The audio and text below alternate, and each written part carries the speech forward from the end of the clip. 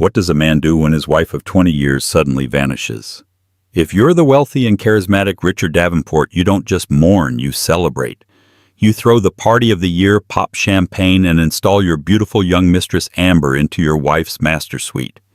You tell the world your wife was unstable, that she left you. You're the victim. But in a stunning mansion where every wall has eyes, a secret is being kept. The missing wife isn't missing at all. She's watching every kiss, every lie, every moment of her replacement. And she's waiting for the perfect moment to burn it all to the ground. The champagne flute felt like a scepter in Amber Collins' hand. From her perch at the top of the grand curving staircase of 24 Blackwood Manor, she surveyed her new kingdom. Below a sea of exquisitely dressed guests, Richard's friends, business partners, and the city's elite mingled their laughter echoing off the marble floors and vaulted ceilings. The air was thick with the scent of Lily's expensive perfume and the simmering aroma of a catered feast. This wasn't just a party. It was a coronation. Her coronation. She looks like a cat who got the cream, the canary, and the entire gold mine, a woman whispered behind a curtain of perfectly coiffed hair, not quietly enough. Amber's smile didn't falter. She let them whisper, let them judge. She had won. At the base of the stairs, Richard Davenport. Her Richard was holding court. He was everything a man of 50 was supposed to be. Silver at the temples, a jawline that could cut glass, and a bespoke suit that cost more than her first car. He radiated success, a magnetic confidence that had drawn her in from their very first meeting at the firm, where she was a junior marketing associate and he was the star client. He caught her eye and gave a subtle, possessive nod. It was a signal. Their signal. It was time. Amber descended the stairs, her silk gown a daring shade of emerald green flowing behind her. She knew the dress was a statement. It was a color Eleanor, Richard's wife, would never have worn. Eleanor was all muted beiges, soft navies, and sensible pearls. Amber was a vibrant, living jewel. As she reached the bottom step, Richard took her hand, his touch sending a familiar jolt of triumph through her. He led her to the center of the room, where a makeshift stage was set up. A hush fell over the crowd. "Thank you all for coming tonight," Richard began, his voice smooth and commanding. "I know there have been a lot of questions these past few months, a lot of rumors." He paused, mastering the art of the dramatic beat. "As many of you know, my wife Eleanor and I have separated. She needed to find herself, and she left to do just that. It has been a difficult, painful time, especially for my children." He gestured vaguely toward a darkened corner where his 2 children stood. Chloe, 17, was a thundercloud in a designer dress, her arms crossed, her eyes burning holes into amber. Leo, 12, just looked lost, his small frame swallowed by the enormity of the room and the occasion. But through the darkness a light appeared. Richard continued, turning to smile at Amber. His eyes were so full of adoration it felt like a physical warmth. "Amber has been my rock, my support, my hope. And so tonight isn't just a housewarming. It's a celebration of a new beginning, a new life, a future. To Amber." He raised his glass. To Amber, the crowd echoed some more enthusiastically than others. Amber beamed, taking a delicate sip of her champagne. The narrative was set. He was the heartbroken husband, she was the savior. Eleanor was the unstable runaway wife. It was clean.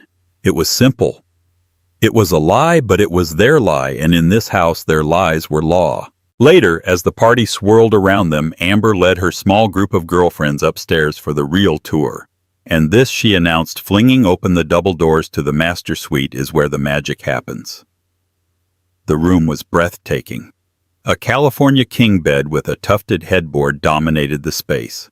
A private balcony overlooked the manicured gardens. But the centerpiece was the walk-in closet, a room in itself bigger than Amber's entire first apartment. "Oh my God, Amber, this is insane!" Her friend Tiffany gasped, running her hands over a rack of designer bags. "He said I could redecorate completely, but honestly, why would I?" Amber said with a theatrical shrug. Eleanor had impeccable, if not slightly boring, taste. She walked over to the dressing table, a beautiful antique piece of dark cherry wood. She picked up a silver-backed brush, turning it over in her hands. There was a faint floral scent clinging to the bristles Eleanor's scent. Jasmine and old money. Amber wrinkled her nose and dropped it back onto the table with a clatter. That's the first thing to go. She opened a drawer revealing neat rows of silk scarves and pearl necklaces. With a dismissive flick of her wrist, she scooped the entire contents into a nearby wastebasket. Out with the old, in with the new. Her friends giggled, caught up in her giddy power. They didn't see Chloe standing in the doorway, her face pale with fury. "What are you doing?" Chloe's voice was low, trembling with rage. Amber turned, her smile tightening. "Oh, hello, sweetie. Just a little spring cleaning, making the space my own. That's my mother's room." "Those are her things," Chloe said, taking a step forward. "You have no right." "Actually," Amber said, stepping directly into Chloe's path. Her tone dropping the fake sweetness, "Your father gave me every right. This is my room now. Your mother is gone. She left. She didn't want this house. She didn't want your father, and it seems she didn't want you either. You should be angry at her, not me." Tears welled in Chloe's eyes, hot and furious. "You know nothing. My mother would never leave us." "People change," Amber said with a dismissive wave. "Now, if you'll excuse us, the adults are celebrating." Chloe stood her ground for a moment longer, her body shaking. Then with a choked sob, she turned and fled down the hallway. Amber watched her go, a flicker of satisfaction in her eyes. The last pocket of resistance was crumbling. She turned back to her friends, her brilliant smile restored. Teenagers, so much drama. Now who wants to see the ensuite bathroom? The tub has jets. As she led them away, no one noticed the small, almost invisible black dot in the corner of the ceiling, nestled in the smoke detector. An unblinking, silent eye capturing every word, every cruel gesture, every single thing. The queen was in her castle. The celebration was in full swing, but the ghost was already in the machine. The morning after the party, the mansion felt hungover. A cleaning crew moved with quiet efficiency, erasing the sins of the night before, but a stale residue of champagne and forced merriment lingered in the air. Amber awoke in the master bed, stretching luxuriously across the Egyptian cotton sheets. This was her life now. She listened for the sounds of the house of Richard, but heard only the distant hum of a vacuum. She slipped out of bed, pulling on one of Eleanor's silk robes, a pale champagne-colored one she deigned to keep, and padded barefoot into the kitchen. Richard was there, impeccably dressed in a casual polo shirt and slacks, reading the financial news on a tablet. He looked up and smiled, but it didn't quite reach his eyes. "Morning, beautiful," he said, his voice a little rough. "Morning," she purred, wrapping her arms around his neck from behind and kissing his cheek. "Did you sleep well in our new bed?" "Like a stone," he lied. In truth, he'd tossed and turned, the phantom scent of his wife's perfume seemingly embedded in the pillows, a scent Amber's much louder, fruitier fragrance couldn't quite conquer. Leo was at the table, pushing a soggy piece of cereal around his bowl with a spoon, his eyes fixed on the tabletop. He hadn't said a word all morning. "Hey, Leo," Amber said, her voice a little too bright. "Did you have fun last night? Some of those desserts were amazing, right?" Leo just shrugged, the spoon clattering against the porcelain. Before Amber could try again, Chloe stormed into the room, already dressed for the day. She ignored Amber completely, going straight to the refrigerator. "Chloe, we need to talk about your behavior last night," Richard said, putting his tablet down. His tone was firm, the CEO father in charge. "What behavior?" Chloe shot back, slamming the refrigerator door. "The behavior where I was upset that you threw a party to celebrate getting rid of my mother, or the part where your girlfriend threw her belongings in the trash?" "That's enough," Richard warned. "I told you your mother made her choice. She is the one who isn't here. Amber has been nothing but kind to you." "Kind?" Chloe let out a bitter laugh. "She's a parasite. She's living in Mom's house, wearing her robes, sleeping in her bed." "It's my house, Chloe," Richard snapped, his voice rising. "Mine, and this is my life. I am trying to build a happy home again, and you will either be a part of it or you will make yourself miserable. It's your choice." "It was already a happy home," Chloe whispered, her defiance crumbling for a second to reveal the raw wound beneath. Before her. She shot a final venomous look at Amber and stormed out of the room. The silence she left behind was heavy and suffocating. Amber felt a prickle of genuine unease. This was harder than she thought. She had imagined the children would be resentful, but she believed Richard's money and her charm could smooth any ruffled feathers. Clearly, she had underestimated the depth of their loyalty. "Don't worry about her," Richard said, sensing her disquiet. He reached for her hand. "She's just being a dramatic teenager. She'll come around. They both will. They just need time to adjust to the new reality." The new reality was a phrase Richard used often. It was his way of bulldozing over the past. He had constructed a careful narrative for the world, and he expected his family to adhere to it. To him, Eleanor's disappearance was an inconvenient chapter, and he was eager to start the sequel. Later that day, Amber decided to take a more proactive approach. She found Leo in the family room playing a video game. "Hey, buddy," she said, sitting on the couch next to him. "Cool game. Can you show me how to play?" Leo kept his eyes glued to the screen, his thumbs a blur on the controller. "It's complicated." "I can learn," she pressed, trying for a friendly conspiratorial tone. "You know your dad told me you're the best soccer player on your team. I'd love to come to one of your games." This got a flicker of a reaction. He paused the game and finally looked at her. "My mom always came to my games." "I know," Amber said softly. "And I'm not trying to be your mom. I just want to be your friend. I'd really like that." Leo considered her for a long moment, his young face a mask of confusion and suspicion. "My mom is coming back," he said, his voice small but firm, as if repeating a sacred mantra. "Dad said she's sick, but she'll get better and come home." Amber's smile faltered. That was the story Richard had given the boy, a softer version of the "she just left" narrative. It was gentler, but it was also a ticking time bomb. "Of course she will, sweetie," Amber lied, the words tasting like ash in her mouth. She ruffled his hair, an awkward, unfamiliar gesture. "Until then, we've got to stick together, right?" She retreated from the room, feeling a chill despite the warmth of the day. The house, for all its sunlit grandeur, was full of ghosts. Not just the ghost of Eleanor, but the ghosts of 2 decades of memories, traditions, and inside jokes that she would never be a part of. She wandered back into the master suite, her suite. She decided to tackle the closet again to purge the last remnants of her predecessor. She pulled out drawers, finding old photo albums tucked away in the back. Curious, she opened one. There was Eleanor younger, laughing on a beach with a toddler-aged Chloe. There she was with Richard, looking radiant on their wedding day. Page after page of a life. A family. A history. They looked happy. Genuinely, uncomplicatedly happy. A cold knot of insecurity tightened in Amber's stomach. Richard had told her his marriage had been dead for years, that he and Eleanor were just roommates staying together for the kids. But these pictures told a different story. She slammed the album shut, her hands trembling slightly. It didn't matter. It was all in the past. She was the future. She shoved the album into a black garbage bag along with the rest of Eleanor's sentimental junk, dried flowers from an old anniversary concert ticket stubs, a silly drawing Leo had made for her.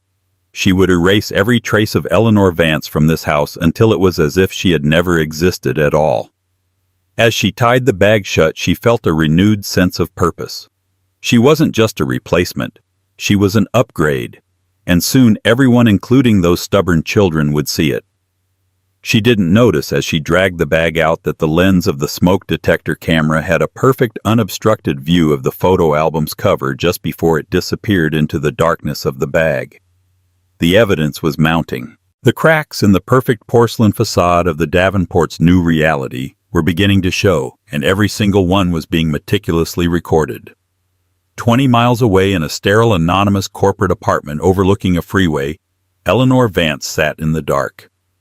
The only light came from the glow of 6 monitors arranged in a semicircle on a cheap folding table, a stark contrast to the antique mahogany desk she had left behind. Her face, illuminated by the shifting pixels, was pale and drawn, but her eyes were sharp, missing nothing. This was her command center. This was her panopticon. The center monitor showed the feed from the master bedroom. She had just watched Amber the usurper sweep the remnants of her life, her memories, into a garbage bag. She saw the photo album, the one with the picture of her and a tiny Chloe building a sandcastle, disappear. A single silent tear traced a path down her cheek, but she didn't sob. Her grief was a cold, hard stone in her chest, a fuel source. Crying was a luxury she couldn't afford.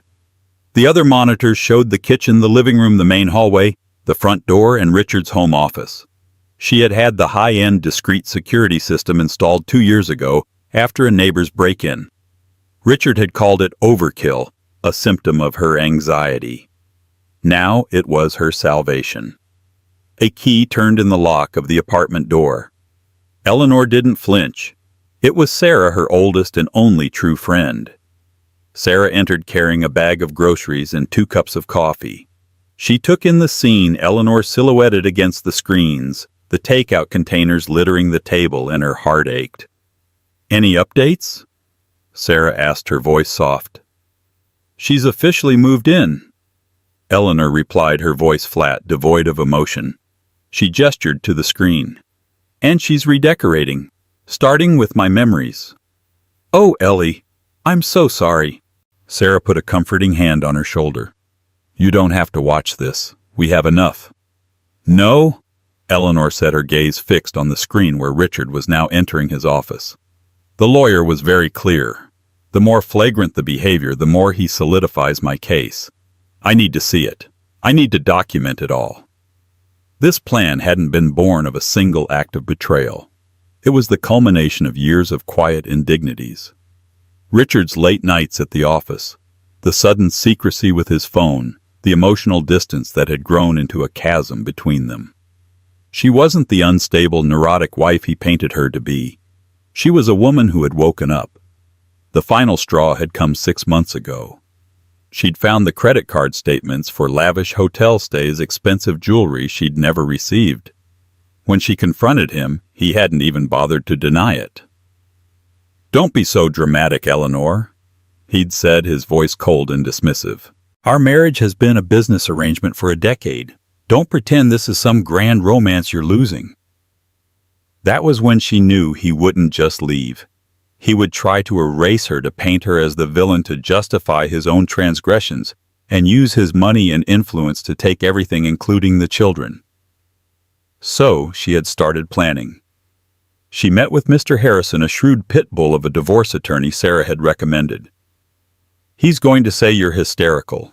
He's going to say you're mentally unstable and abandoned your family." Harrison had told her in their first meeting, his office stark and intimidating. "And right now, if you just leave, he might win.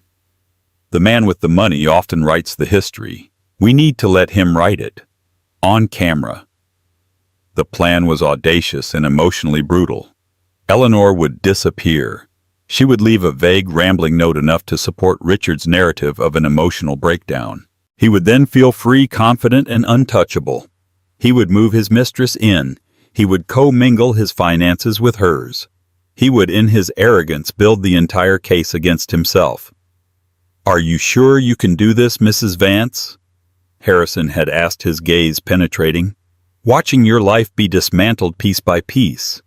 It's a hell I wouldn't wish on anyone." "I am my children's mother," Eleanor had replied, her voice steely. "I can do anything." Now, living out that hell, she found strength in the cold, hard data. She had a notepad next to her, filling it with timestamps and observations. 7:15 p.m. Octa 12. Amber Collins wears my anniversary gift necklace. 9:30 p.m. Octa 12. Richard toasts to a new beginning. Claims I abandoned the family. 11:05 p.m. Octa 12A. Collins discards my personal belongings, including family photos. Chloe visibly distressed. He told Leo I was sick, Eleanor said to Sarah, her voice catching for the first time. He's poisoning them against me just in different ways. Chloe gets the anger, Leo gets the pity. It's a classic narcissist's tactic, Sarah said, pulling up a chair. Isolate and control the narrative, but he's underestimating you. He always has. That was the truth.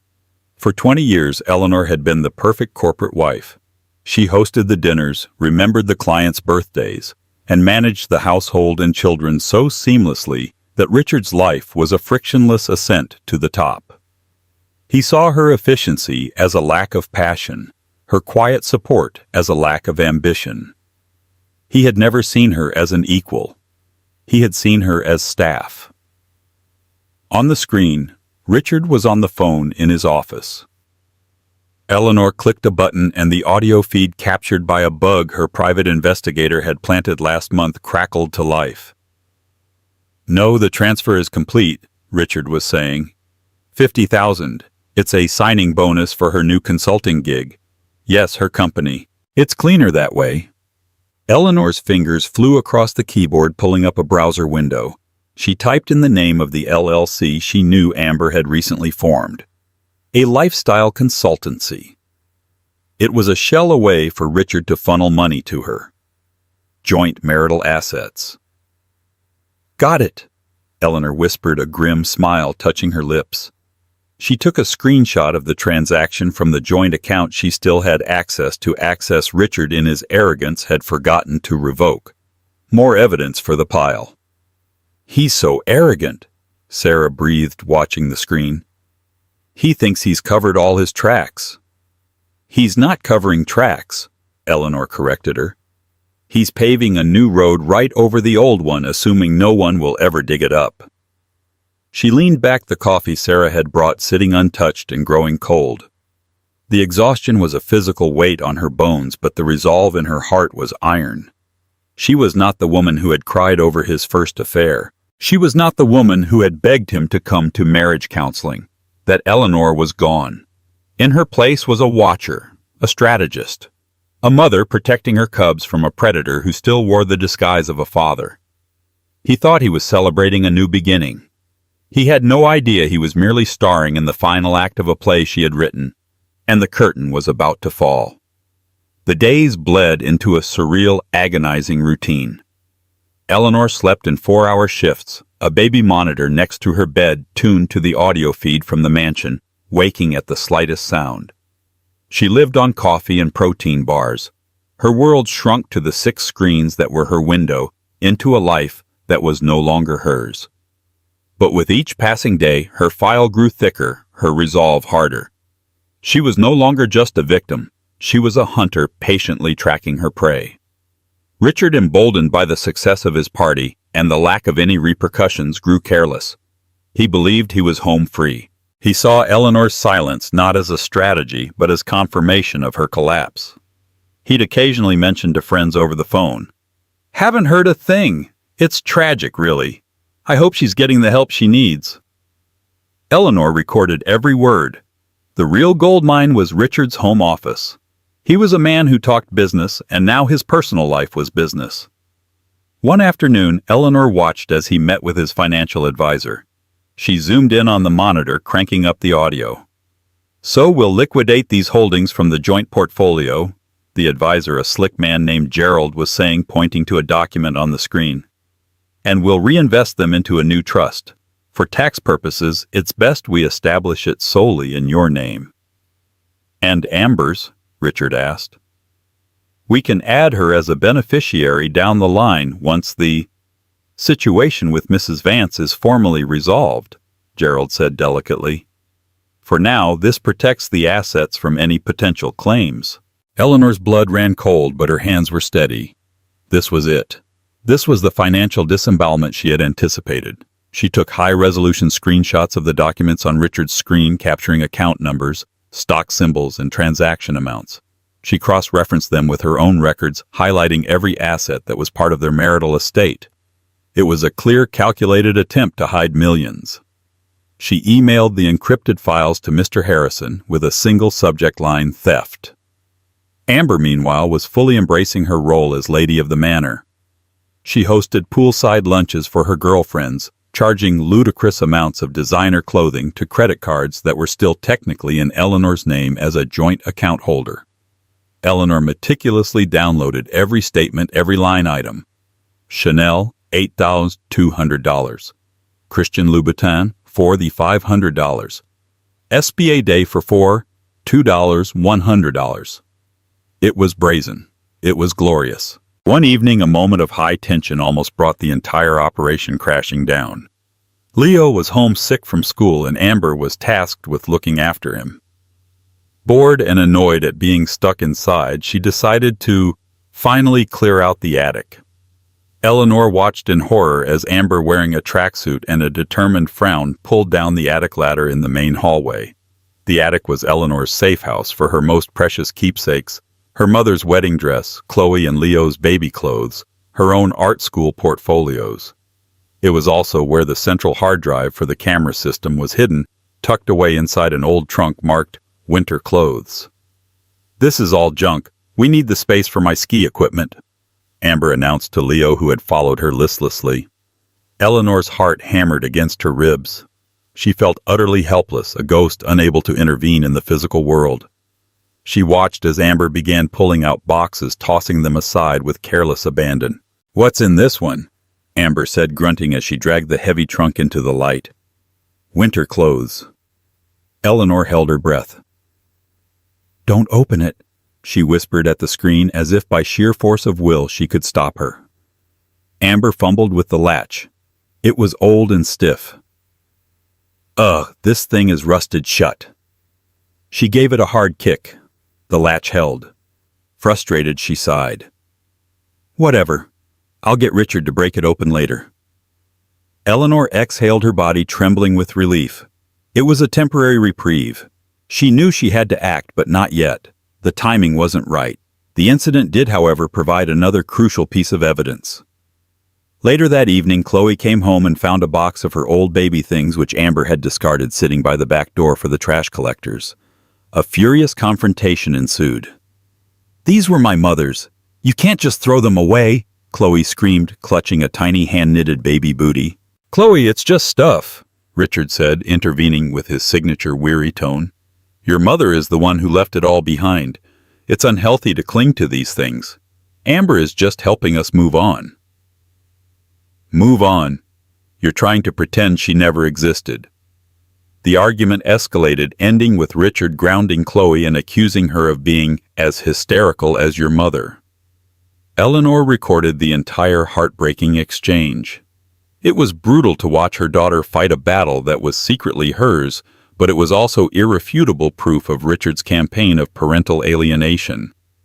He wasn't just erasing her. He was actively turning her own children against her memory. She forwarded the video clip to Harrison. His reply came within minutes.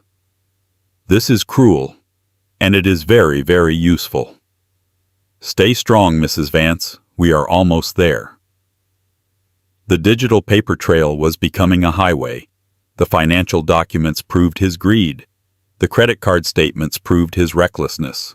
And the video of his own words, his own calculated cruelty toward his daughter, proved his malice. Richard and Amber believed they were building a new empire on the ashes of his old life. They had no idea that every brick they laid, every dollar they spent, every lie they told was being meticulously documented by the architect of the very life they were trying to destroy. And she was almost ready to present her blueprints to the world. The catalyst arrived in an innocuous-looking email.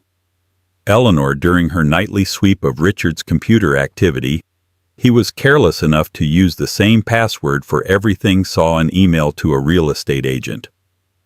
The subject line made her blood freeze: re-offer on 14 Lakeview Drive, the lake house. It wasn't just a property, it was a sanctuary.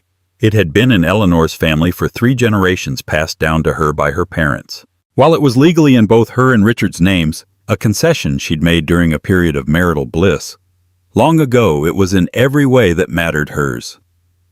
It was where she had taught Chloe to swim, where Leo had caught his first fish. It was imbued with the ghosts of her parents, her childhood, her entire history before Richard. She watched the recording of his phone call with the agent from earlier that day. "Yes, the offer is excellent," Richard was saying, pacing his office. "My wife, well, my ex-wife-to-be, she's not in the picture. Completely incommunicado.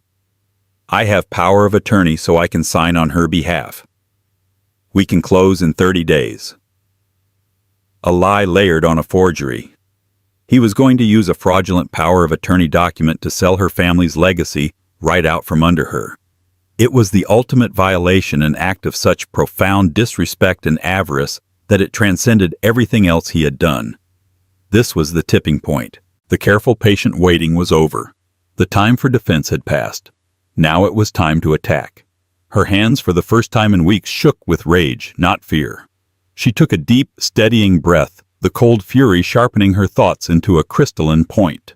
She pulled up the calendar. It was Thursday. 3 days from now, on Saturday evening, Richard and Amber were hosting another gathering, a smaller, more intimate dinner party for their inner circle to celebrate their unofficial 1-month anniversary. The symbolism was sickeningly perfect. Another celebration of her erasure held in her home. It would be the ideal stage. Maximum impact, maximum humiliation. She picked up her burner phone and made 2 calls. The first was to her lawyer. "Mr. Harrison, it's Eleanor Vance. He's selling my family's lake house. He's forging my signature." There was a pause on the other end of the line.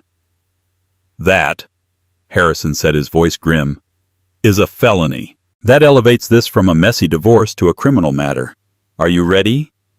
"I'm ready," Eleanor said, her voice devoid of any tremor. "Saturday night. He's having a dinner party. I want it to happen then." "I'll make the arrangements," Harrison said. "I'll coordinate everything.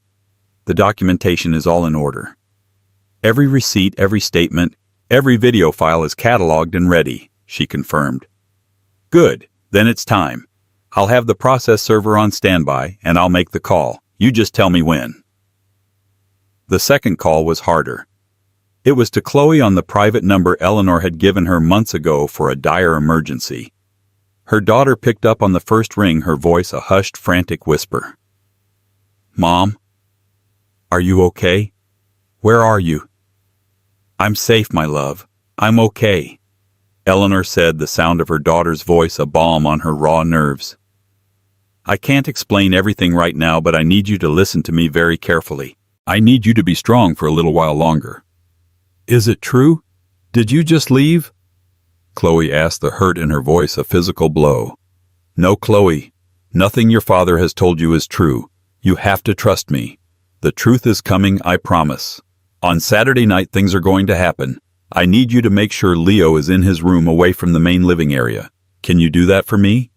Can you be brave for your brother?" There was a sniffle on the other end. "He's trying to sell the lake house, Mom." Eleanor closed her eyes. Of course Chloe knew. Her daughter had her intelligence, her perception. "I know, sweetheart, and I'm going to stop him. Everything is going to change on Saturday. Just trust me." "I always trust you," Chloe whispered.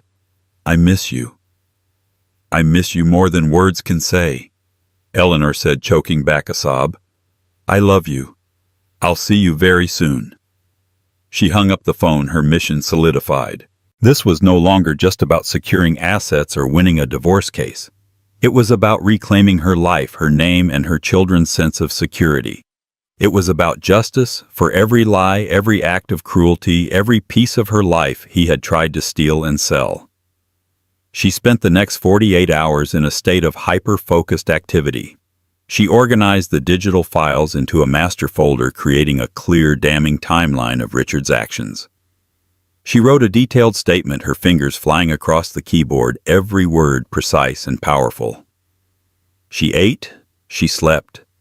She watched the monitors, but she felt a strange sense of detachment, as if she were watching a movie whose ending she had already written. On Saturday evening, she put on a simple dark blue dress, a color of quiet strength. She sat at her command center and watched as the guests began to arrive for the dinner party. There was Richard beaming, playing the gracious host. There was Amber, draped in a glittering gold dress, accepting compliments on her home. The scene was intimate, the laughter more genuine than at the larger party. They were celebrating in the heart of the kingdom they believed they had conquered. Eleanor watched them sit down for dinner, watched them raise their glasses for another toast. Then she picked up her phone and sent a one-word text to Mr. Harrison now. The game was over. It was time for the checkmate. The main course had just been served at 24 Blackwood Manor. A perfectly seared filet mignon sat on each plate, and Richard was in the middle of a self-congratulatory story about a recent business deal. The laughter was warm, the wine flowed freely, and Amber, seated at the opposite end of the table like a queen, was glowing. In this bubble of wealth and privilege, the world was perfect. Then the doorbell rang, a sharp, insistent chime that cut through the cozy atmosphere. Richard frowned. "I'm not expecting anyone else." The housekeeper, a woman who had worked for Eleanor for 15 years and now answered to Amber with thinly veiled contempt, went to answer it. A moment later, she reappeared at the dining room entrance, her face pale. "Mr. Davenport," she said, her voice trembling slightly, "there are police officers here to see you." A stunned silence fell over the table. Forks clattered onto plates. Richard's affable mask dissolved into a look of irritation and confusion. "Police, there must be some mistake," he said, dabbing his lips with a napkin and standing up. "Excuse me for a moment." He walked to the foyer, Amber following close behind, her hand on his arm. Two uniformed officers and a man in a detective's suit stood just inside the door. The detective, a man in his late 40s with tired eyes and a no-nonsense demeanor, stepped forward. "Mr. Richard Davenport?" he asked, though it wasn't a question. "Yes, I'm Richard Davenport. What's this all about, Detective?" "Detective Carter," the man supplied. "We're here about a missing person report, one you filed on September 4th for your wife, Eleanor Vance." Richard's posture relaxed slightly. He slipped into the role of the concerned, grieving husband he had perfected. "Oh, of course. Have you found something? Is she okay?" "We have indeed found something." Detective Carter said, his gaze flat and unreadable. He glanced past Richard at the opulent dining room, the shocked faces of the guests, the glittering woman at his side. "But the situation is a bit more complex than your report suggested." Amber squeezed Richard's arm. "Is she all right?" she asked, her voice filled with a perfect feigned concern. Detective Carter's eyes flicked to her, a flicker of something close to disdain in them. "Sir, you stated in your report that you believed your wife had suffered a mental breakdown, that she had abandoned her home and family, and that you hadn't had any contact with her since the day she disappeared." "That's correct," Richard said, his tone firm and convincing. "She left a note. She was unwell. We've all been worried sick." "I see," Carter said, pulling a small notebook from his pocket. "That's interesting, because we've been in regular contact with Mrs. Vance for the last several weeks." The air in the foyer seemed to crystallize. Richard's face went blank with shock, the color draining from his cheeks. "What? That's impossible. She hasn't called, she didn't call you, Mr. Davenport." Carter interrupted, his voice turning hard as granite. "She called us. The thing is, your wife isn't missing. She was never missing. She was in a place of safety, executing a plan to protect herself and her children from what her lawyer describes as a campaign of emotional and financial abuse." Richard stared speechless. His mouth opened and closed, but no sound came out. Carter continued, his voice resonating through the silent house. "You see, for the past 6 weeks, Mrs. Vance has been providing us and her legal team with evidence. Evidence that you filed a false police report, a criminal offense. Evidence that you've been systematically attempting to hide marital assets." He took a step closer, his voice dropping. "And frankly, evidence that you're a world-class liar." He held up a small evidence-bagged USB drive. "This, for example, is a recording of you telling your financial advisor to liquidate joint assets and move them into a private trust to shield them from her. And this," he gestured back toward the dining room, This is a copy of a live video feed of your entire house, which your wife has been monitoring since the day she disappeared. A collective gasp went through the guests who had crept out of the dining room to watch the drama unfold. Amber looked as if she'd been struck by lightning, her face a mask of pure horror. She looked up at the ceiling at the smoke detector, a sudden sickening understanding dawning on her. "She's been watching," Amber whispered, her voice barely audible. "Everything. Everything." Carter confirmed, his gaze cold.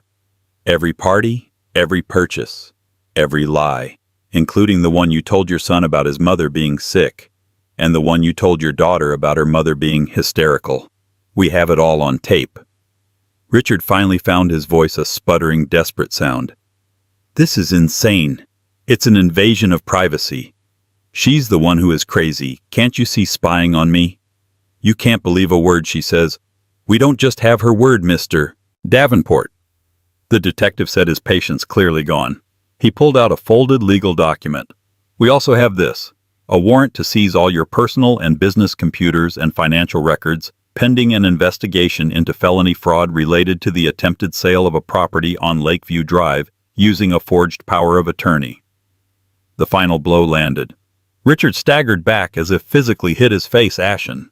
Amber backed away from him, her hand flying to her mouth, the glittering gold dress suddenly looking like a cheap costume. The dream was a nightmare. The coronation was an execution. The kingdom had fallen.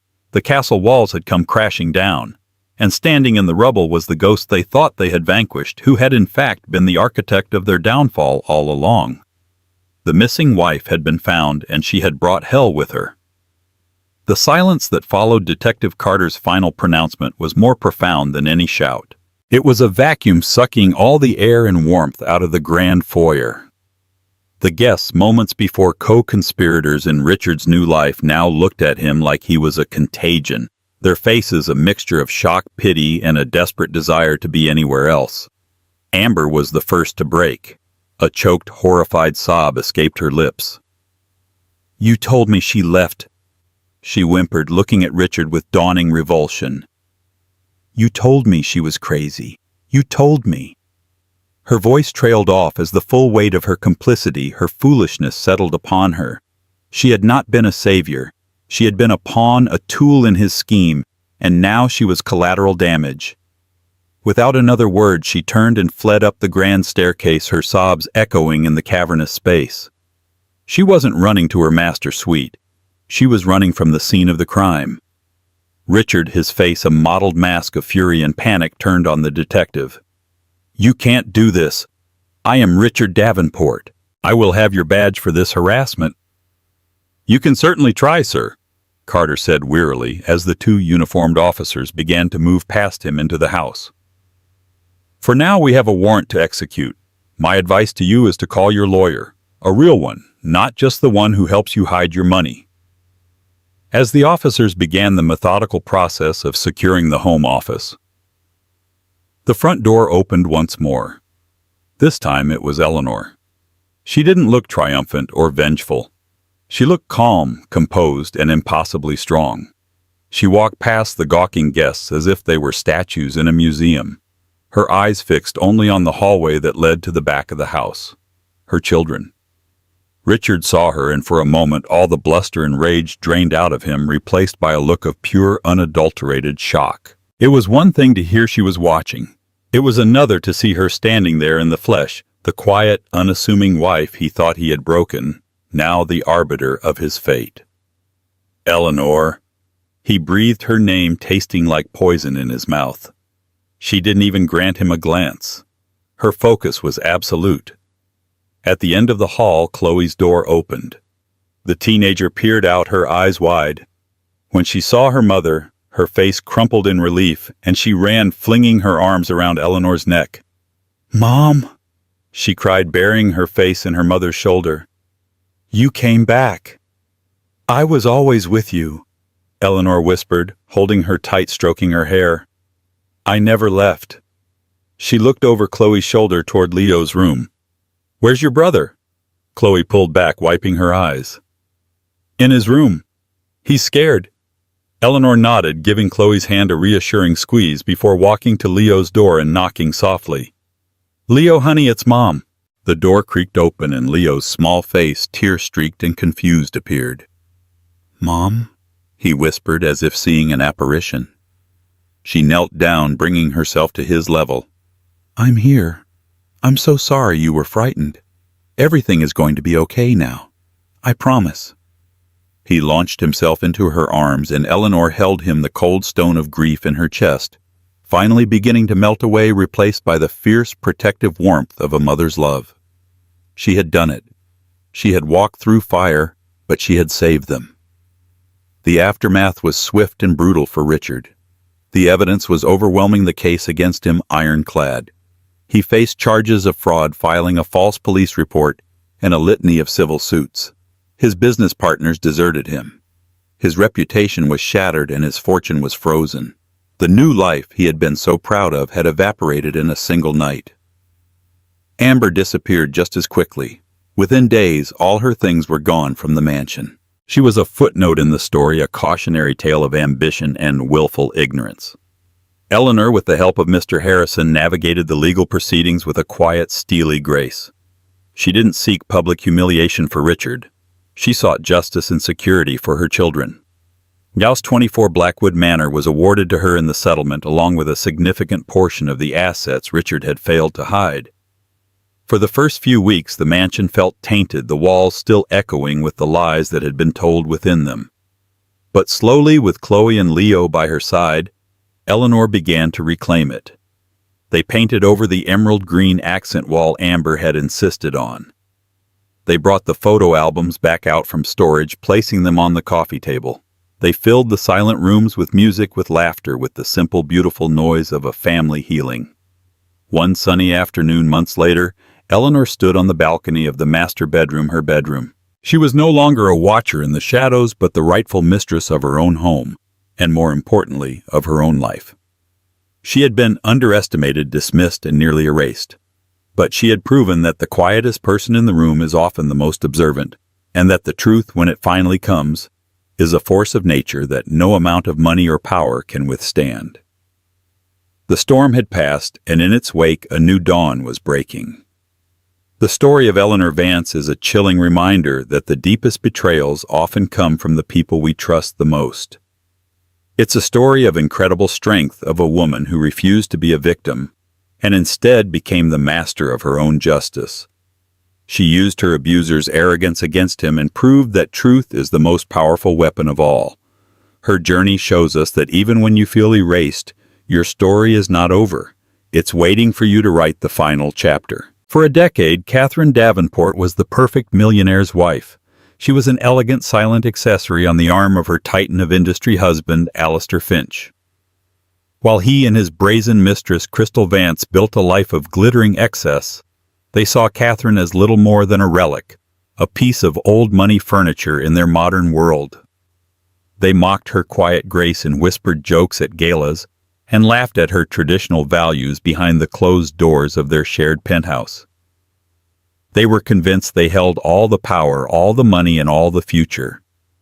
But they made one fatal mistake: they never once looked into the history of the fortune they were so proud of. What happens when the trophy wife they dismissed holds the key to the entire empire? And what happens when she decides to turn that key? The air in the penthouse, perched 60 stories above the glittering sprawl of downtown Chicago, was always chilled to a precise 68 degrees. It was a temperature Alistair Finch had decided upon, just as he had decided upon the stark white marble floors, the minimalist German furniture that looked better than it felt, and the floor-to-ceiling windows that offered a god's-eye view of the city he believed he owned. Catherine Davenport Finch had long ago learned to wear cashmere sweaters indoors. Tonight the chill felt particularly biting. It was the night of the annual Children's Hospital Foundation Gala, an event Catherine had chaired for the past 5 years. It was her one domain, a corner of their gilded life, where she felt a sense of purpose. Her family, the Davenports, had been patrons of this hospital for 3 generations. It was in her blood.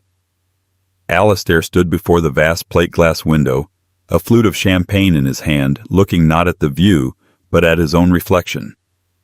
He was a handsome man sculpted by expensive personal trainers and tailored in a Brioni suit that cost more than most people's cars.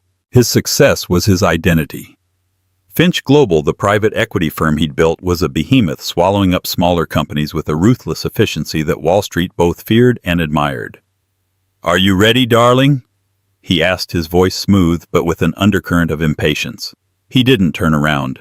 Catherine clasped the necklace around her neck. It was a sapphire and diamond piece, a Davenport heirloom passed down from her grandmother. It was understated, elegant, and heavy with the weight of memory. "Almost," she replied, her voice soft. That's when Crystal Vance made her entrance. She didn't walk into the room. She burst into it, a whirlwind of sequined gold fabric, a cloud of Tom Ford perfume, and a laugh that was just a little too loud. Crystal was Alistair's executive vice president. That was her official title. Her unofficial one, known to everyone in their circle, was his mistress. "Allie, darling, you look like a king surveying his kingdom." Crystal purred, sliding up beside him and placing a perfectly manicured hand on his chest. Her dress was cut daringly low, a stark contrast to Catherine's classic navy blue gown. Alistair finally turned a genuine smile, gracing his lips for the first time that evening. "And you look like the Queen," he murmured, his eyes sweeping over Crystal in a way he hadn't looked at Catherine in years. Catherine felt the familiar dull ache in her chest. She had learned to compartmentalize this pain, to pack it away like winter clothes. She was a Davenport. Davenports did not make scenes. They endured. Crystal's eyes, sharp and calculating, flickered over to Catherine. They settled on the necklace. "Oh, Catherine, that's a lovely piece. Very historical." The word historical was delivered with the precision of a surgeon's scalpel meant to wound. It was their favorite insult. Catherine was old world and antique. They were the future. "It was my grandmother's," Catherine said, her chin held high. "How sweet," Crystal said, her lips pulling back in a smile that didn't reach her eyes. She turned back to Alistair. "I was just closing the acquisition of Arrow North.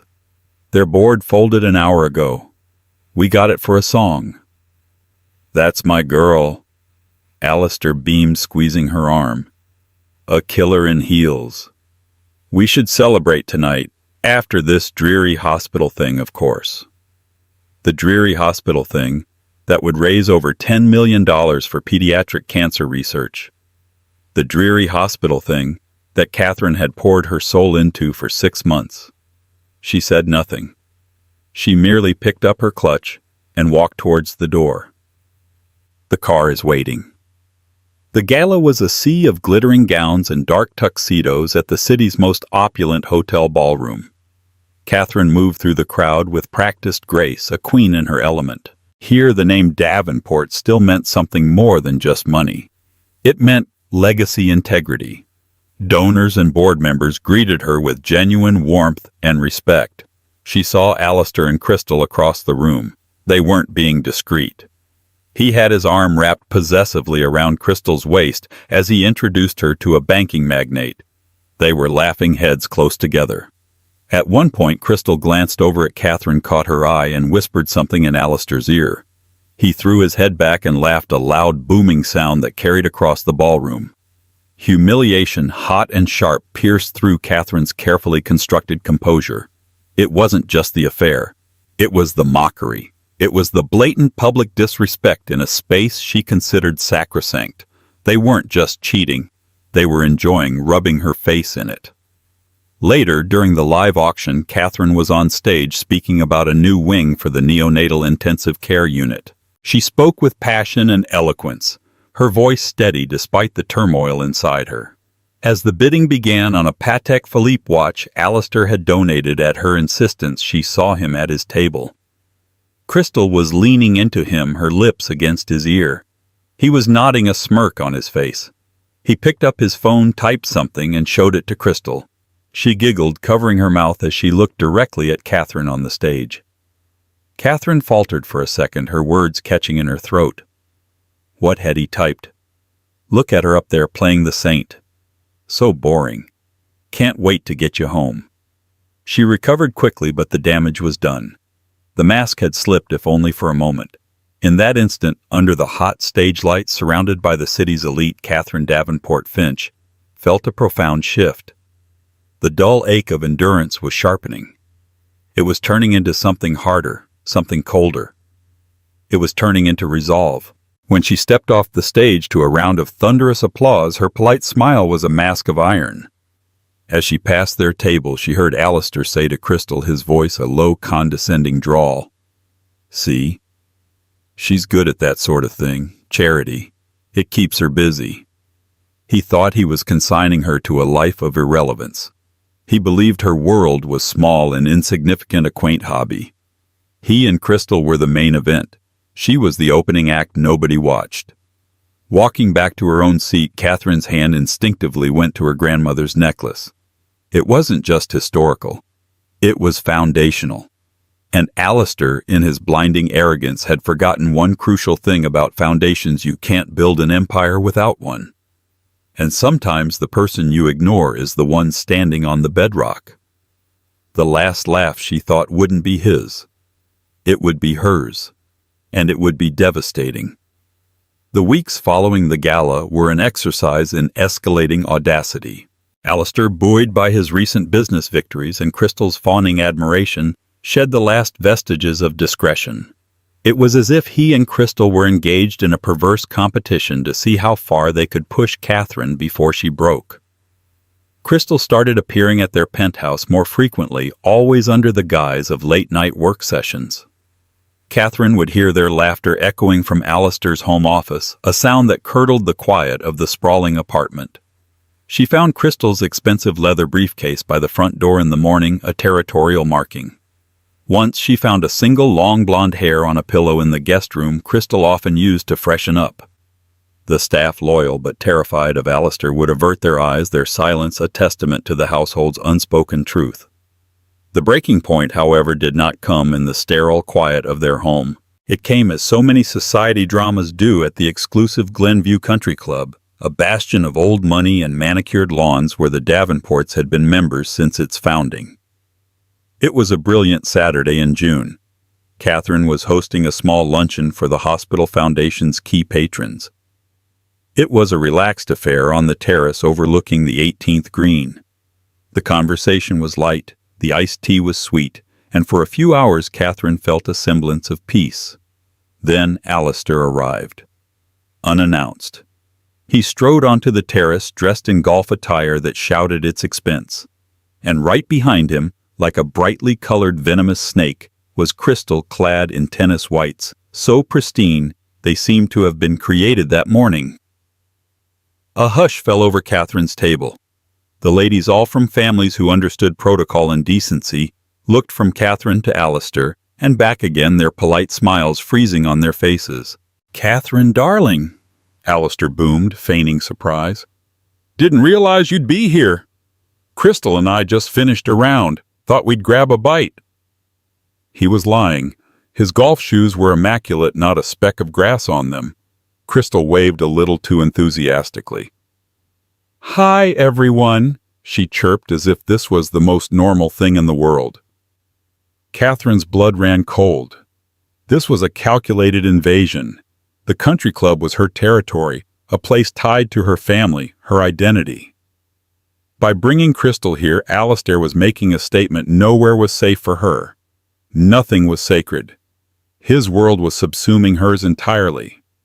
"Alistair," Catherine said, her voice dangerously level, "this is a private luncheon." "Oh, don't be so stuffy," he scoffed, pulling a chair from an empty table and placing it next to his wife. He gestured for Crystal to do the same. "There's plenty of room. We won't be long." The other women at the table were mortified. They offered tight-lipped, awkward greetings to Crystal, who preened under the attention. Alistair proceeded to dominate the conversation loudly, recounting a recent corporate raid, peppering his story with financial jargon designed to impress and exclude. Crystal would interject with details, playing the part of the indispensable partner. "And the best part," Alistair was saying, "is that their CEO, poor old Henderson, never saw it coming. We used a subsidiary holding company, a ghost corp, really to buy up the debt. By the time he realized what was happening, we owned him. He was practically crying in the boardroom. Crystal laughed. He kept talking about a gentleman's agreement. So quaint. Catherine sat in stony silence, the perfect hostess mask cemented to her face. But beneath it she was listening. Really listening. Alistair had always been dismissive of her intelligence, especially in business. He'd pat her head and tell her not to worry her pretty little head with the complexities of his work. Because of this, he had grown careless. He mentioned the name of the holding company they'd used, Argent Allied Partners. The name snagged in Catherine's mind. Argent, silver, allied. It sounded vaguely familiar, but she couldn't place it. The excruciating lunch finally ended. Alistair and Crystal departed as brazenly as they had arrived, leaving a crater of social awkwardness in their wake. Catherine's guests, ever polite, made their excuses and left quickly, their pity hanging in the air like cheap perfume. Left alone at the table, Catherine stared out at the perfect green, her mind racing. Argent Allied Partners. Why did that name bother her? She spent the rest of the weekend in a fog, the name echoing in her thoughts. On Monday morning, she went to her late father's study. It was a room Alistair never entered, filled with old leather-bound books, maritime maps, and generations of Davenport family records. Her father, Augustus Davenport, had been a quiet, formidable man. A shipping magnate who had diversified the family's old-world fortune into modern investments with shrewd, silent precision. He had passed away 3 years ago, leaving Catherine a substantial but complex inheritance, managed by the family's long-time legal firm. She went to his old mahogany desk and began opening drawers. She wasn't sure what she was looking for. A feeling, a clue. In the bottom right drawer, beneath a stack of old property deeds, she found a set of leather-bound journals. Her father's private ledgers. She opened the one from 10 years ago, the year she and Alistair were married. Her father hadn't been thrilled about the match. "He's too loud, Catherine," he'd said. "Men who have to shout about their success are often standing on hollow ground." She flipped through the pages filled with her father's elegant cursive script. It was mostly notes on shipping routes, commodity prices, stock performances. And then she saw it. An entry dated a week after her wedding, meeting with Abernathy. Established new holding coder for Alistair's initial venture capital. A safety net. He must believe it's his own victory. Call it Argent Allied Partners. He'll like the sound of it. A wedding gift of a different sort. Let's see what the boy can build in the sandbox. Catherine dropped the journal. The heavy book hit the Persian rug with a dull thud. The room spun. A sandbox. A safety net. Argent Allied Partners wasn't a ghost corp Alistair had brilliantly created. It was a wedding gift from her father. A pre-funded entity designed to give her ambitious new husband the seed capital and connections he needed to get started, all while making him think he had done it himself. Her father had built a sandbox for the loud, arrogant boy his daughter had married.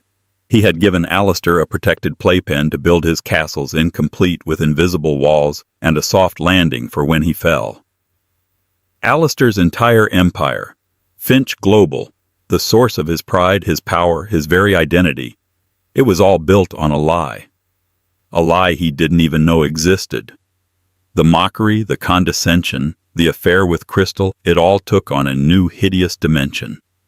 He was a king, crowing from the top of a plastic castle, laughing at the woman whose family had not only built the castle, but had put it in the sandbox and supplied all the toys. Catherine slowly bent down and picked up the journal. Her hands were shaking, but not from shock anymore. It was from a surge of icy, clarifying rage. The game had changed. They thought they were playing chess and she was a forgotten pawn. They were about to find out she was the one who owned the entire board. She walked out of the study and picked up her phone. She dialed a number she hadn't called in 3 years. Abernathy and Cole, good morning. It's Catherine Finch, she said, her voice devoid of any warmth. I need to speak with Mr. Abernathy, immediately. Tell him, it's about the sandbox. The offices of Abernathy and Cole were the antithesis of Finch Global. Where Alistair's headquarters were all glass chrome and aggressive modern art, The family law firm was a sanctuary of dark wood-worn leather and the faint, comforting scent of old paper and Earl Grey tea. It was a place where secrets were kept for generations. Mr. Howard Abernathy was as much a fixture as the grandfather clock in the lobby. He was a man in his late 70s with eyes that had seen the Gilded Age fortunes of Chicago families rise and fall. He had been Augustus Davenport's closest friend and consigliere. When Catherine was shown into his office, he rose slowly, his expression a mixture of warmth and solemnity. "Catherine," he said, his voice a gravelly baritone, "it has been too long. I was so sorry to hear about, well, the rumors." "The rumors are true, Howard," Catherine said, dispensing with pleasantries. She sat opposite his massive oak desk. "But that's not why I'm here. I'm here about the sandbox." Abernathy's eyebrows, thick and white, shot up. He sat back down, steepling his fingers. A flicker of something respect, perhaps even excitement, danced in his old eyes. "Ah, so you've found the journals." "I have," Catherine said. "And now I want you to tell me everything. Every detail Alistair doesn't know. I want to see the architecture of this deception." For the next 3 hours, with the door closed and the tea growing cold, Howard Abernathy walked Catherine through the masterpiece of financial illusion her father had constructed. It was more intricate than she could have ever imagined. Argent Allied Partners was just the beginning. Augustus Davenport, deeply skeptical of Alistair's character, but wanting his daughter to be happy and secure, had devised a plan of breathtaking complexity. "Your father called it the guided venture," Abernathy explained, pulling out thick, dust-covered binders. "He didn't just give Alistair seed money. He created an entire ecosystem around him. Alistair's first genius move, buying a struggling logistics company, had been prearranged. The company was owned by another Davenport holding company. Its board was instructed by Augustus to accept Alistair's lowball offer. The crucial client contracts that suddenly materialized, saving the company and making Alistair look like a visionary. They were with businesses secretly controlled by or heavily indebted to Davenport Shipping. His first hostile takeover, the target company's primary lender, was a bank where the Davenports held a controlling interest. At a secret command from Augustus, the bank had tightened the company's credit line, making it vulnerable. Alistair just had to walk through the door her father had kicked open. Every major success Alistair has had for the first 5 years was facilitated, Abernathy said carefully. Your father's contacts in banking and politics and international trade, they were all quietly told to take Alistair's calls to give him favorable terms. He believed he was a brilliant networker, a charismatic deal-maker. In reality, he was calling a list of people who were already prepared to say yes. Catherine felt a wave of nausea. So his entire reputation is built on a stage your father built with props your father provided and a script your father wrote, Abernathy finished. After the first 5 or 6 years, Finch Global had enough momentum and capital to operate more independently. Your father slowly withdrew the guidance, but the foundation, the bedrock of the entire enterprise, is pure Davenport. And the prenup? Catherine asked, her voice a whisper. This was the document Alistair had always been so proud of. He'd had his shark-like lawyers draft it, and he'd often joked about how ironclad it was. Abernathy allowed himself a small, dry smile. Ah, the prenuptial agreement. Alistair's masterpiece. He was so focused on protecting the future earnings of Finch Global from you. He made sure the language specified that anything generated by the company would be considered his sole and separate property in the event of a divorce. So I get nothing from it, Catherine stated. On the contrary, Abernathy said, leaning forward. Your father and I reviewed his draft. We saw his focus, and we added one very simple, very elegant clause of our own. Clause 11B. Alistair's lawyers barely glanced at it, dismissing it as boilerplate. He slid a document across the desk. It was their prenup. He pointed to a paragraph of dense legalese. It states, Abernathy translated, that any foundational asset, seed capital, or enabling entities established by third parties and for the benefit of the marital union would, in the case of dissolution, revert to the estate of the originating party or their designated heir. Catherine read it twice. Her heart began to pound. And foundational assets includes by a very specific and legally documented trail, Argent Allied Partners, and the 3 other primary holding companies your father used to build the sandbox, Abernathy confirmed, which means in the event of a divorce, the very seed from which Finch Global grew and all assets directly traceable to it, which is to say the controlling interest in the entire company, reverts to you as your father's designated heir. Catherine stared at the lawyer, her mind reeling. Alistair hadn't just been played, he had been checkmated 10 years before the game even started. His ironclad prenup wasn't a shield to protect his assets from her. It was a self-destruct mechanism that would hand his entire empire over to her. He thinks it protects him. She breathed a disbelieving laugh escaping her lips. He was so busy ensuring you couldn't take a slice of his pie, Abernathy said, that he never bothered to check who owned the bakery. The nausea was gone, replaced by a feeling of dizzying power.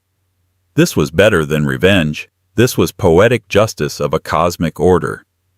There's more, Abernathy added, his tone sobering. Alistair has grown reckless. He's leveraging the company to its absolute limit for this new Odyssey project, the satellite network. He's using Finch Global's core assets as collateral. Catherine knew about the Odyssey project. It was his obsession, his legacy project, the thing he and Crystal were always whispering about. It was wildly ambitious and incredibly risky. What does that mean for me? She asked. It means that the assets he's gambling with are legally about to become your assets, Abernathy explained. If he defaults, the creditors could seize control of the company. The timing of this is critical. You hold the trigger. The question is, when do you pull it? Catherine stood up and walked to the window, looking down at the bustling Chicago streets.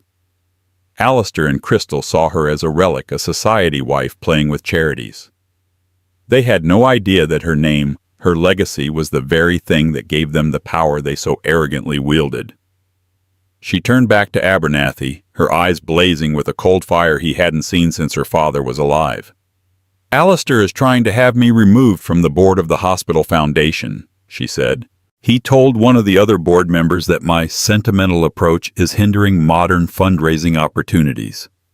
He wants to install Crystal in my place. Abernathy's jaw tightened. An insult to your family's legacy. It's more than an insult, Catherine said. It's the perfect stage. He's going to call a special board meeting to vote me out. He thinks it will be his ultimate triumph, the final symbolic act of replacing me. He has no idea what's coming. She looked at the old lawyer, a true smile finally reaching her eyes. Howard, I want you to prepare everything.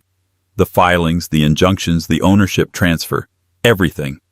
I'll let Alistair call his meeting. I'll let him gather his allies. I want him and Crystal to be standing in the center of the room at the absolute peak of their arrogance. Her voice dropped to a near whisper laced with steel. And then we're not just going to take back the sandbox. We're going to demolish the castle. Alistair Finch felt invincible. The Odyssey project was coming together, a constellation of low-orbit satellites that would revolutionize global data transfer. It was his moonshot, his legacy.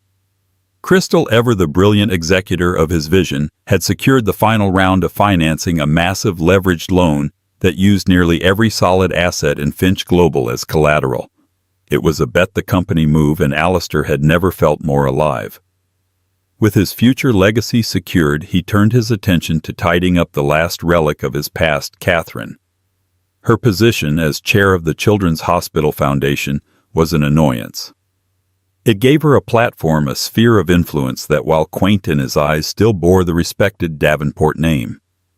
Crystal, who craved the legitimacy that came with high society philanthropy, wanted the position for herself.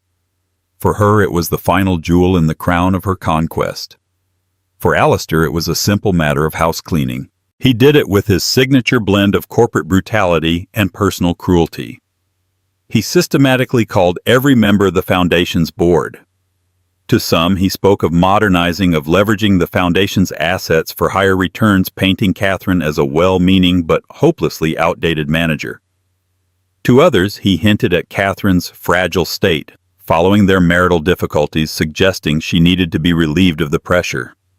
He promised a massive personal donation from Finch Global to the Foundation the moment a more dynamic leadership was in place, a thinly veiled bribe. The special board meeting was set for a Wednesday afternoon in the hospital's oak-paneled boardroom. Alistair was humming as he adjusted his silk tie in the reflection of the elevator doors. Crystal stood beside him, radiating triumph in a sharp crimson power suit. "Are you nervous?" he asked her, a smirk playing on his lips. "Only that I might smile too much when they announce the vote," she purred, adjusting the lapel of his jacket. "She'll be so humiliated, in front of her own people. It's perfect." "She's had it coming," Alistair said, his voice hardening, holding on to that dusty old name like it still means something. Today they'll see that the only name that matters is Finch. When they entered the boardroom, the atmosphere was tense. The board members, a mix of old-money philanthropists and corporate heavyweights, were seated around the long mahogany table. Catherine was already there, seated at the head of the table, in her designated chair. She looked unnervingly calm, dressed in a simple but elegant cream-colored dress. She offered them a brief, unreadable nod. Beside her, to Alistair's surprise, sat Howard Abernathy. "What's he doing here?" Alistair muttered to Crystal. "Bringing her family lawyer for moral support. Pathetic." Catherine called the meeting to order, her voice clear and steady. "Good afternoon, everyone. As you know, Mr. Finch has called this extraordinary meeting to propose a change in the Foundation's leadership. Alistair, the floor is yours." Alistair stood radiating confidence. He launched into his pre-prepared speech, a masterful blend of feigned respect for Catherine's past contributions and a compelling vision for a more aggressive, financially driven future under new leadership. He barely looked at Catherine, addressing the board as if she were already a ghost. "And that is why, with a heavy heart but a clear vision for the future, I move for a vote of no confidence in the current chair," he concluded. "And I would like to formally nominate Ms. Crystal Vance, whose business acumen you all know, as the new chairwoman, effective immediately." Crystal gave a modest, predatory smile. An uncomfortable silence filled the room. Board members shifted in their seats. They respected Catherine, but Alistair's power and his promised donation was a potent combination. "Is there any discussion?" Catherine asked, her gaze sweeping the table. No one spoke. They looked at their papers, at the ceiling, anywhere but at her. The betrayal was silent but absolute. "Very well," Catherine said, her composure unshaken. "Before we proceed to a vote, I have a brief statement of my own, or rather my legal counsel does, as it pertains to a significant financial matter that directly impacts this foundation and indeed everyone in this room with ties to Finch Global." She nodded to Abernathy. The old lawyer stood up slowly, placing a thick leather-bound folio on the table with a soft thud. "Good afternoon." Abernathy began, his voice filling the room with an authority that had been absent from Alistair's slick presentation. "This won't take long. I am here today on behalf of my client, Catherine Davenport Finch. As of 9:15 this morning, per the execution of Clause 11B of a pre-existing marital agreement, my client has assumed controlling ownership of several foundational holding companies, most notably Argent Allied Partners." Alistair stared, his confident smirk faltering. "What the hell are you talking about? Argent Allied is a subsidiary of Finch Global." "I'm afraid you have it backwards, Mr. Finch." Abernathy continued, his tone icy. "Finch Global is for all intents and purposes a subsidiary of Argent Allied and its sister entities. Entities which, as of this morning, are under the sole control of Mrs. Finch." He let that statement hang in the air. A few of the board members who ran financial firms were beginning to look pale. They understood the implications immediately. Alistair let out a short, sharp laugh, though it sounded strained. "This is absurd, a desperate fantasy. My lawyers will tear this apart in minutes." I invite them to try, Abernathy said calmly. We have also this morning filed an emergency injunction in Delaware Chancery Court. The injunction freezes all major financial activities of Finch Global pending an audit to determine the precise value of the assets that now belong to Mrs. Finch. He turned his gaze directly to Alistair. Specifically, it halts any further leveraging of company assets, for instance for something like the Odyssey project. The color drained from Alistair's face. The loan. The massive loan that was due to be drawn down tomorrow. Without it, the entire project would collapse and the default clauses would trigger. What is this? He stammered, his voice losing its booming confidence. What kind of trick is this, Catherine? Catherine finally looked at him. Her expression was not one of anger or hurt. It was one of utter detachment, as if she were examining an insect. It's no trick, Alistair, she said, her voice quiet but carrying to every corner of the room. It's just business. Something you were always so keen to teach me about. You see, you built your empire in a sandbox my father created for you. A guided venture, he called it. He wanted to see what you would do. And you did build something, but you forgot who owned the land it was built on. Crystal looked from Alistair to Catherine, her face a mask of confusion and dawning horror. Allie, what is she talking about? Alistair ignored her. He was locked in a battle of wills with his wife, the woman he had dismissed as a piece of furniture. And he was losing. You're lying, he hissed, his voice low and venomous. Abernathy slid a single piece of paper down the long table. It was a copy of the court-filed injunction. Alistair's name was on it. The Odyssey project was named explicitly. It was real. Now about the matter of this foundation, Catherine said, reclaiming control of the meeting. Alistair, your generous offer of a donation from Finch Global is of course now null and void, as you are no longer in a position to authorize it. In fact, given the company's uncertain future, I question whether you can afford your membership at the country club, let alone a multi-million-dollar gift. She looked around the table at the stunned board members. I believe Mr. Finch's motion is no longer relevant. Shall we move on to the actual business of this foundation? The plans for the new neonatal wing. Alistair Finch stood frozen, his world tilting on its axis. He and Crystal had walked in here for a coronation, a final humiliating victory. Instead, they had walked into an execution. And the woman they had mocked, the quiet antique wife, was not the one being executed. She was the one holding the axe. The aftermath of the boardroom ambush was not a loud explosion, but a series of swift, silent, devastating implosions. For Alistair Finch, the world he had meticulously built began to dissolve like sandcastles in an incoming tide. He and Crystal stumbled out of the hospital boardroom in a daze. His phone was already vibrating, a frantic series of calls from his chief financial officer, his legal team, and the consortium of banks backing the Odyssey project.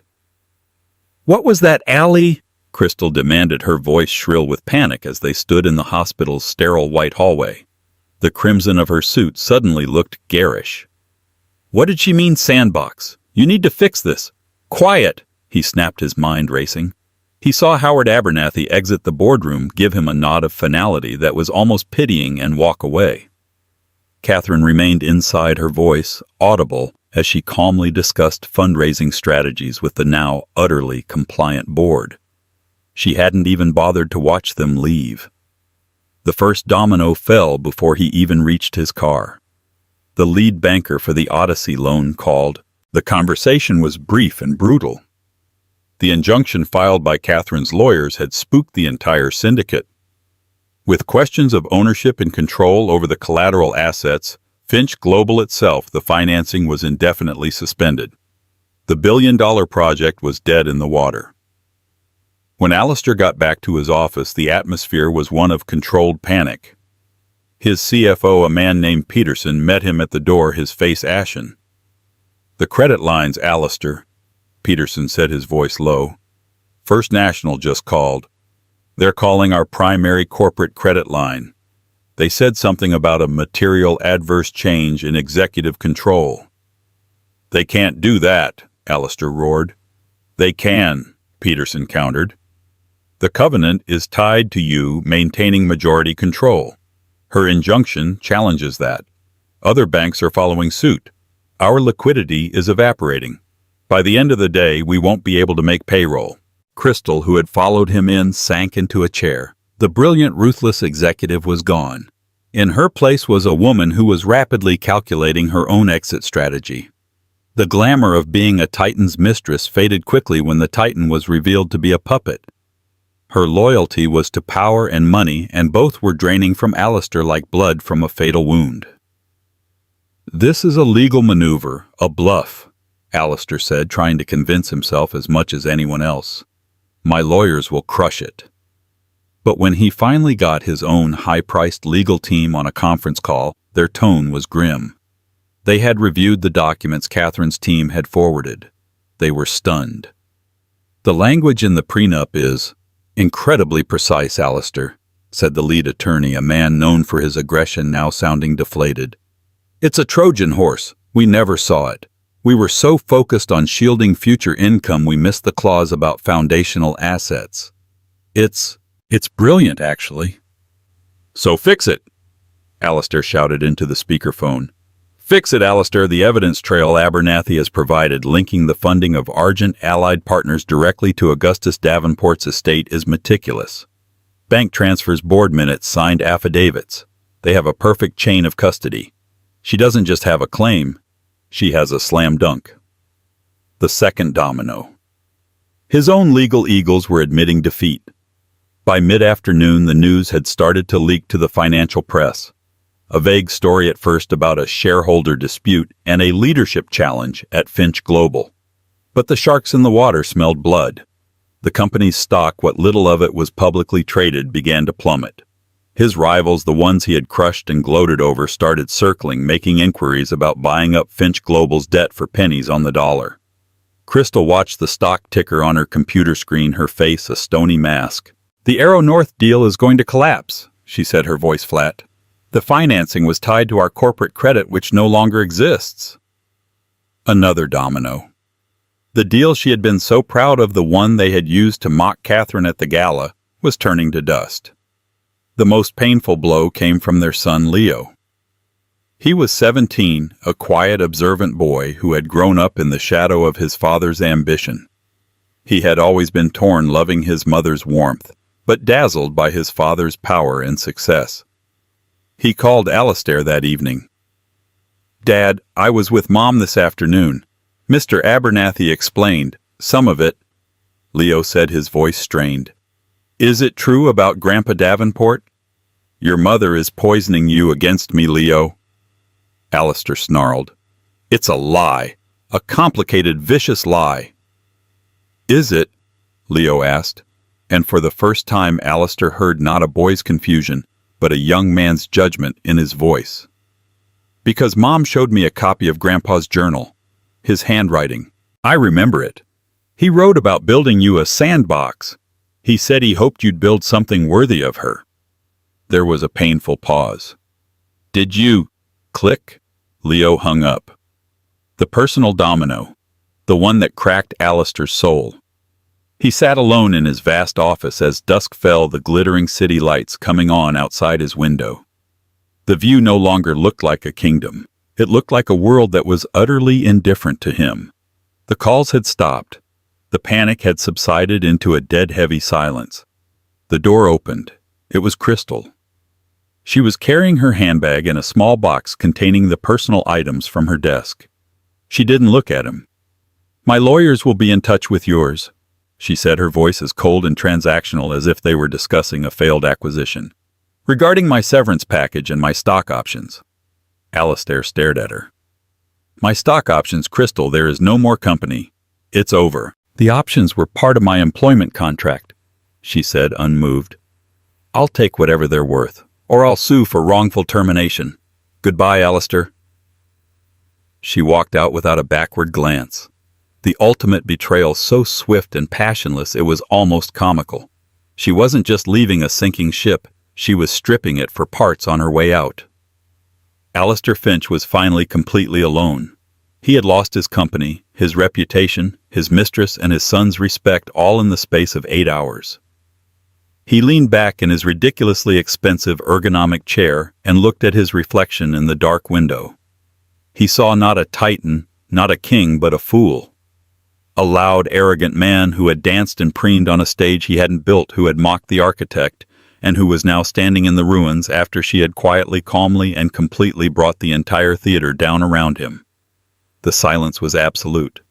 The fall was complete. A week later, Alistair found himself summoned to a place he hadn't set foot in for years, the downtown offices of Abernathy and Cole. His own lawyers had advised him to go.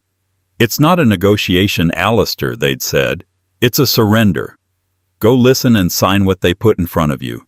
It's your only path to avoiding complete personal bankruptcy and a litany of shareholder lawsuits." He walked into the wood-paneled conference room feeling like a condemned man. The room felt heavy with the weight of history of a power he had never understood. Catherine was already there, seated at the head of the long table. She was not alone. Mr. Abernathy sat to her right, and to her left sat their son Leo. The boy wouldn't meet his father's eyes. Alistair took a seat opposite them, the polished mahogany surface between them feeling like a vast, unbridgeable chasm. He looked terrible. He hadn't slept. His expensive suit was rumpled, and the arrogant fire in his eyes had been extinguished, replaced by a hollow, defeated glare. "Alistair!" Catherine began, her voice calm and measured. It held no triumph, no glee, only a profound and unsettling finality. "Thank you for coming. We have some things to finalize." Mr. Abernathy slid a thick stack of documents across the table. "This is a comprehensive settlement agreement, Alistair," the lawyer said. "It outlines the transfer of all controlling interests in the foundational holding companies to Mrs. Finch. As a result, she now holds a 72% stake in what was formerly known as Finch Global." Alistair flinched at the phrase, "what was formerly known." "The company will be restructured and rebranded." Catherine continued, speaking directly to him for the first time. "It will be taken private. I will be assuming the role of executive chairwoman. The name Finch will be removed from it entirely." Each word was a hammer blow dismantling the last bricks of his identity. "The Odyssey project is cancelled," she went on. "The leveraged debt you took on has been renegotiated by Mr. Abernathy. We were able to avert total collapse, but the company's value is less than half of what it was 2 weeks ago. Your recklessness almost destroyed everything." "My recklessness?" Alistair finally found his voice, a ragged rasp. "My genius built that company. Your father gave me a toy, and I turned it into an empire. You would have had nothing without me." It was Leo who responded. He looked up, his eyes filled with a sad disappointment that was far more wounding than hatred.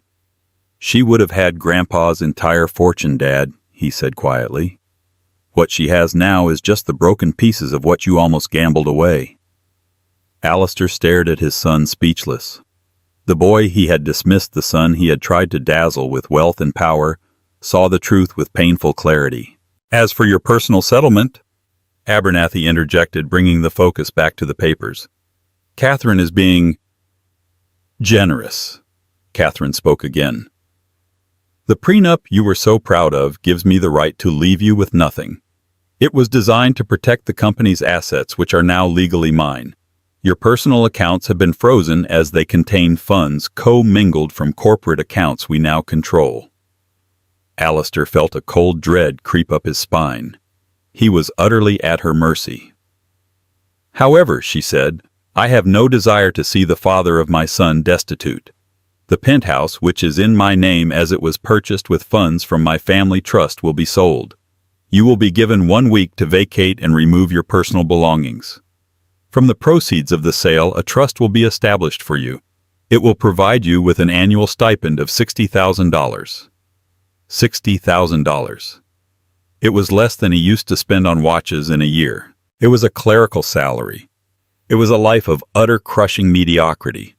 It was in its own way a fate worse than poverty. It was irrelevance. "You'll be able to live comfortably, if not lavishly," Catherine stated, a clinical edge to her voice. "There is one condition." "A condition?" he repeated numbly. You will sign a non-disclosure and a non-compete agreement of lifetime duration, Abernathy said. You will never speak of the inner workings of Finch Global or the Davenport family. You will not work in or consult in the field of private equity or corporate finance anywhere in North America or Europe.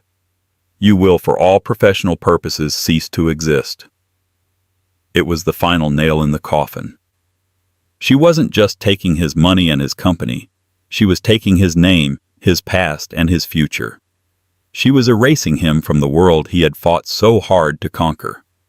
He looked across the table at her, the woman he had called an antique, a relic. He saw no hint of the quiet, accommodating wife he had known. Her eyes were clear and hard as diamonds.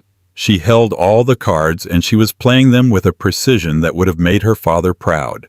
He finally understood. He had mistaken her patience for weakness, her silence for submission, her grace for irrelevance. And what about her? Alistair asked, a last pathetic flicker of spite in his voice. What about Crystal? Does she get a settlement too? Catherine allowed herself the barest hint of a smile. It was cold, sharp, and utterly dismissive. Ms. Vance's employment was terminated for cause. As for her stock options, they were options on the stock of a company that is for all intents and purposes now worthless. Her contract is void. Mr. Abernathy received a call from her lawyer yesterday. Apparently she believes she has a claim for palimony. Catherine paused, letting the absurdity hang in the air. I believe Howard's exact response was, "Good luck with that." The final humiliating detail. Crystal the victor, the queen-in-waiting, was left with nothing but a worthless contract and a mountain of legal fees. Alistair looked down at the pen resting beside the stack of documents. There was nothing left to fight for. No angle to play. He was utterly comprehensively beaten. He had been so focused on the prize he never saw the trap it was sitting in. Slowly, his hand shaking, he picked up the pen. He began to sign page after page, signing away his empire, his identity, his life's work. With each stroke, he wasn't just signing a legal document. He was signing a confession to the greatest delusion of his life, the belief that he had ever, for one single moment, been the master of his own destiny. 1 year later, the Children's Hospital Foundation Gala was held once again in the same opulent hotel ballroom. The atmosphere, however, was different. A palpable buzz of energy and respect filled the room. The new Davenport-led era of the foundation was a resounding success. At the center of it all stood Catherine Davenport. She was not the chairwoman anymore. She had taken the title of president of the newly formed Davenport Philanthropic Group, which now managed all her family's charitable endeavors with the hospital as its crown jewel. She wore a stunning emerald green gown the color of new beginnings and, of course, money. Around her neck, she wore her grandmother's sapphire necklace. Tonight, it didn't look historical, it looked regal. She moved through the room not with the quiet endurance of the past, but with an easy, commanding confidence. People didn't greet her with pitying warmth. They approached her with deference, eager for a moment of her time. She was no longer Alistair Finch's wife. She was Catherine Davenport, the formidable head of a financial and philanthropic powerhouse. The restructured company, now named North Star Holdings, was leaner, more stable, and quietly respected. She had proven to be as shrewd and capable as her father, with an added layer of modern ethics he'd sometimes lacked. Leo stood beside her for much of the evening, handsome and composed in his first proper tuxedo. He was a freshman at the University of Chicago studying economics. The tension and sadness had left his face, replaced by a quiet pride as he watched his mother. He had spent the year watching her work, seeing her true strength, and he was in awe of her. Mr. Abernathy, now comfortably in a semi-retired advisory role, watched them from a nearby table, a satisfied smile on his face. He caught Catherine's eye and raised his glass in a silent toast. She returned it with a genuine, brilliant smile. The last laugh wasn't a single cackling moment of triumph. It was this. It was the sustained, quiet hum of a life reclaimed and a legacy secured. It was seeing her son proud, her family name honored, and her own capabilities realized. As Catherine was speaking with the mayor, she happened to glance towards the hotel entrance. A man was being politely but firmly turned away by security. He was arguing, gesticulating wildly. He was dressed in a cheap, ill-fitting suit. His face was puffy and his hair was unkempt. It took her a moment to recognize him. It was Alistair. He had apparently tried to crash the gala, perhaps hoping for a confrontation, a scene, a way to feel relevant again. But his name was not on any list. He was a nobody. He had no power here. The security guards, efficient and impassive, escorted him out into the cold Chicago night. No one in the ballroom even noticed. He was a ghost at a feast he had once hosted. Catherine watched for a moment, and for the first time she felt a sliver of something akin to pity. He was a man hollowed out, a king who had discovered his crown was made of cardboard. His entire identity had been a performance, and she had simply struck the set. She turned away, back to her conversation, the brief interruption forgotten. Later that evening, a junior reporter from a society magazine approached her. "Mrs. Finch, I mean Ms. Davenport." The young woman stammered, "Everyone is saying you're the most powerful woman in Chicago. After everything that happened. Do you have any comment on your ex-husband?" Catherine considered the question for a moment. Her last laugh wasn't for him to hear. It wasn't about him at all anymore. It was for herself. She smiled serenely at the reporter. "Who?" she asked. The ultimate revenge wasn't ruin. It was irrelevance. And in that single dismissive word, Catherine Davenport finally and completely had the last laugh. And so Catherine Davenport's story comes to a close. It's a powerful reminder that true strength isn't always loud and aggressive. Sometimes it's the quiet patience, the deep-rooted intelligence, and the underestimated grace of a person who knows their own worth, even when others try to devalue it. Alistair and Crystal made the fatal mistake of judging a book by its cover, never bothering to read the story of legacy and power written in its pages. They learned the hard way that you should never, ever underestimate the quiet ones. What did you think of Catherine's ultimate move? Was it pure genius or cold-hearted revenge? Let us know your thoughts in the comments below. We read every single one. If you love stories of sweet justice and seeing the underdog triumph, please show your support by hitting that like button. Share this video with a friend who needs a reminder of their own hidden power. And most importantly, click subscribe and ring that notification bell so you never miss another story of justice served. Thank you for listening.